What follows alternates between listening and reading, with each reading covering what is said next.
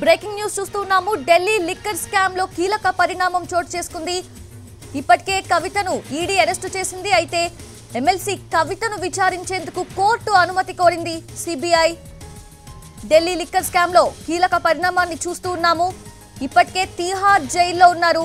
MLC కవిత arrest చేసిన అనంతరం అక్కడికి తరలించారు. కవితను విచారించేందుకు సిబిఐ కోర్టును కోరింది. ఇప్పటికే ఈడీ కవితను అరెస్టు చేసింది. పూర్తి అప్డేట్స్ తెలుసుకుందాము. మా ప్రతినిధి రాజు లైవ్ లో సిద్ధంగా ఉన్నారు. రాజు, ఏం జరగబోతోంది? ఎస్ సౌజన్య, ఢిల్లీ లిక్కర్ కేసును సిబిఐ, ఈడీలు ఈ రెండు దర్యాప్తు సంస్థలు సమాంతరంగా విచారణ జరుపుతున్నాయని చెప్పుకోవచ్చు. ఏదైతే పిఎంఎల్ఏకి సంబంధించి అంటే మనీ లాండరింగ్కి సంబంధించినటువంటి అంశాలను ఈడీ విచారణ జరుపుతుంది. ఎక్కడైతే డబ్బులకు సంబంధించినటువంటి అంశాలు, ముడుపులకు సంబంధించినటువంటి అంశాలు ఇవన్నీ కూడా ఈడీ చూస్తుంది. అయితే ఇంతకీ కుట్ర ఏంటి, ఇందులో ఎవరెవరు భాగస్వాములుగా ఉన్నారు, ఇందులో ఏం జరిగింది అనే అంశాలపైన సిబిఐ విచారణ జరుపుతుంది. సో అందులో భాగంగానే గత ఏడాదే ప్రత్యేకంగా ఏదైతే సిబిఐ కవితను తన నివాసంలో విచారణ జరిపింది. సో ఆ సందర్భంగానే కవిత నుంచి కొంత సమాచారం తీసుకున్నారు. అయితే ఇప్పుడు లిక్కర్ స్కామ్కు సంబంధించి కొంత త్వరితగతిన ఈ కేసును పూర్తి చేయాలనే ఆలోచనతో దర్యాప్తు సంస్థలు కనిపిస్తున్నాయి. అందుకోసమే ఇప్పుడు సిబిఐ సైతం దూకుడు పెంచినట్లుగా కనిపిస్తుంది. ప్రస్తుతం రౌజ్ ఎవెన్యూ స్పెషల్ కోర్టులో కవితను కస్టడీ కోరుతూ సిబిఐ పిటిషన్ దాఖలు చేసింది. సో దాంట్లో ఉన్నటువంటి సారాంశం ప్రకారం అంటే ఇప్పటికే ఈడీ కవితను అరెస్ట్ చేసింది. సో కవిత 10 రోజుల పాటు ఈడీ కస్టడీ తర్వాత ప్రజెంట్ ఏదైతే జ్యుడిషియల్ కస్టడీలో భాగంగా తిహార్ జైల్లో ఉన్నారు.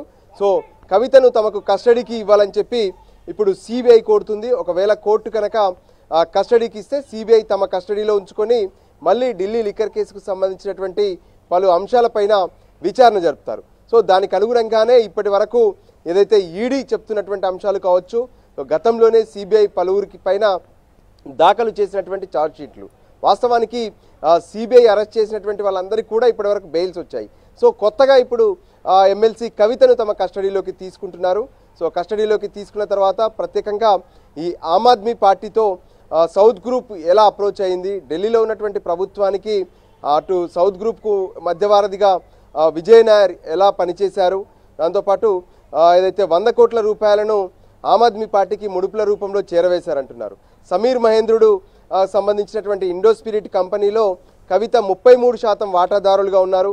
సో దీనికి సంబంధించి ఇప్పటికే గతంలోనే అంటే అభిషేక్ బోయిన్పల్లి, బినయ్ బాబు, విజయ్ నాయర్, సమీర్ మహేంద్రుడు, బుచ్చిబాబు, అరుణ్ రామచంద్ర పిల్లై, మనీష్ సిసోడియా వీళ్ళందరి వాంగ్మూలాలను సిబిఐ నమోదు చేసుకుంది. సో ఇప్పుడు తాజాగా కవితను తమ కస్టడీలోకి తీసుకొని కవితకు సంబంధించినటువంటి లిక్కర్ స్కామ్లో కవిత పాత్ర ఏంటి అనే అంశాలపైన మరోసారి సిబిఐ వాంగ్మూలాన్ని రికార్డ్ చేయబోతుంది. సో అందుకోసమే సిబిఐ రౌజ్ ఎవెన్యూ కోర్టును అప్రోచ్ అయింది. సో కోర్టు ఇచ్చేటటువంటి ఆదేశాల ప్రకారం సిబిఐ కవితను కస్టడీలోకి తీసుకొని లిక్కర్ కేసులో మరోసారి ఇంట్రాగేషన్ చేయబోతుంది. సౌజన్య, అంటే రాజు, ఇప్పుడు రౌజ్ ఎవెన్యూ కోర్టులో పిటిషన్ దాఖలు చేశారు. సిబిఐకి అనుమతి ఇవ్వాలి అంటూ కూడా కోరడం జరిగింది కోర్టుని. సో కోర్టు ఎటువంటి ఆదేశాలు ఇస్తుందనేది ఫర్దర్గా మనకు తెలియబోతోంది. అయితే గతంలోనే సిబిఐ నోటీసులు పంపించింది విచారణకి హాజరు కావాలంటూ తమ ఎదుట అని చెప్పి ఎమ్మెల్సీ కవితకు. సో ఫర్దర్లీ మొత్తం ఒకవేళ కస్టడీకి అనుమతి ఇస్తే కోర్టు కనుక సిబిఐ విచారణ ఏ విధంగా ఉండబోతోంది? ఎస్, ఇప్పుడు చెప్పుకున్నట్లుగానే లిక్కర్ కేసుకు సంబంధించి మొదట అసలు ఎఫ్ఐఆర్ నమోదు చేసిందే సిబిఐ. ఏదైతే ఢిల్లీ లెఫ్టినెంట్ గవర్నర్ కేంద్ర హోంశాఖకు ఢిల్లీ లిక్కర్ పాలసీకి సంబంధించినటువంటి వ్యవహారంలో ఒక స్కామ్ జరుగుతుంది, దీన్ని పూర్తి స్థాయిలో కేంద్ర హోంశాఖ పరిశీలించాలన్నప్పుడు కేంద్ర హోంశాఖకు సంబంధించినటువంటి సెక్రటరీ సిబిఐకి లేఖ రాశారు. సో ఈ లిక్కర్ కేసు ఏం జరుగుతుంది ఏంటి దీన్ని పరిశీలించండి అన్నప్పుడు వెంటనే రంగంలోకి దిగినటువంటి సిబిఐ అన్ని రకాలుగా లిక్కర్ కేసుకు సంబంధించి మొదట ఈ కొత్త మద్యం పాలసీని ఎలా రూపొందించారు, ఆ తర్వాత ఇందులో కొత్త పాలసీ ద్వారా ఎవరెవరు లబ్ధి పొందారు, ఇటువంటి అంశాలన్నిటిపైన కూడా దృష్టి పెట్టారు. సో దానికి అనుగుణంగానే మొదట మనీష్ సిసోడియా నివాసంలో పెద్ద ఎత్తున సోదాలు నిర్వహించారు.